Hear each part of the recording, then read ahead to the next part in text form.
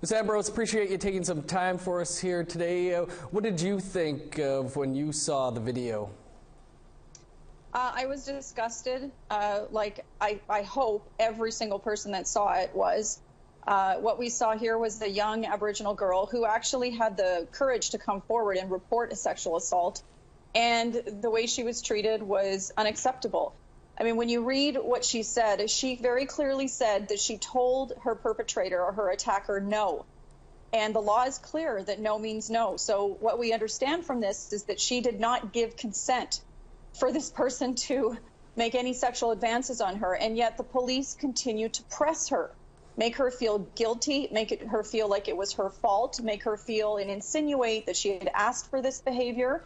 And in the end, I don't know what any other woman would feel but just completely discouraged and dismissed and disrespected. And in the end, this accuser or the accused or perpetrator was not charged. You have a private member's bill that would make sexual assault awareness training mandatory for judges. Does this video show police need that training too? Look, we know that there is a lot of parts of our justice system that need sexual assault law training and sensitivity training. And when we think of the fact that Aboriginal girls and women are 5 times more likely to experience sexual violence in our society, and they experience racism on top of that, we need to think about how they're treated when they come forward. We also know that only 1 in 10 Canadian women even come forward when they're sexually assaulted. And that isn't because they're ashamed of what happened to them. I mean, that can play a part. But in fact, when we ask women why they don't come forward, they say they have no confidence in the system. So yes, we need to have training. When I introduced my private member's bill, that's actually something that came up from groups that care about this issue and said, we should actually have training for everyone, including frontline RCMP officers. Mm-hmm. And there is some level of training happening in Canada, but we do need to have comprehensive training, and it does need to include sensitivity around issues of race.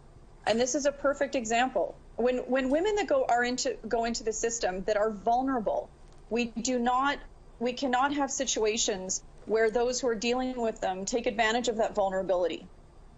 Do you know where your bill's at now, and could it still be amended to include the RCMP?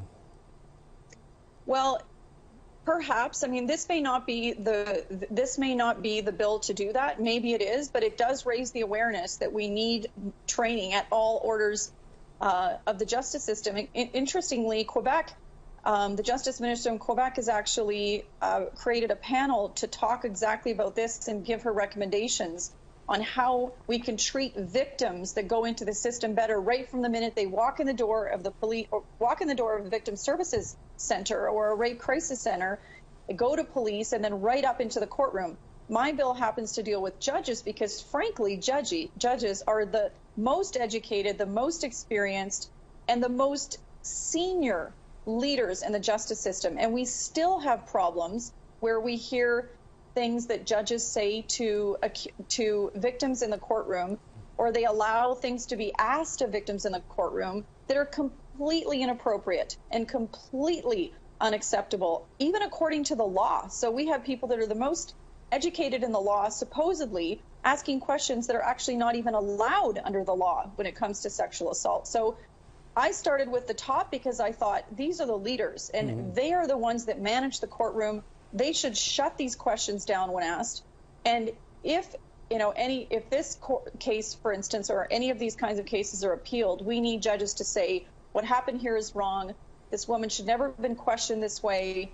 And unfortunately, we don't have a situation in Canada where we have confidence that our courts actually understand all of the elements comprehensively and completely when it comes to sexual assault law. Ms. Ambrose, we're going to have to leave it there, but I appreciate you taking some time for us. No, thank you for your attention to this issue, and I hope that you can continue to raise awareness about the impact of sexual violence on Aboriginal women and girls, which is much higher incident than non-Aboriginal women in this country, and the issues around racism and other issues in the system affect Aboriginal women and girls disproportionately. So thank you for doing this, and thank you for continuing to raise this issue.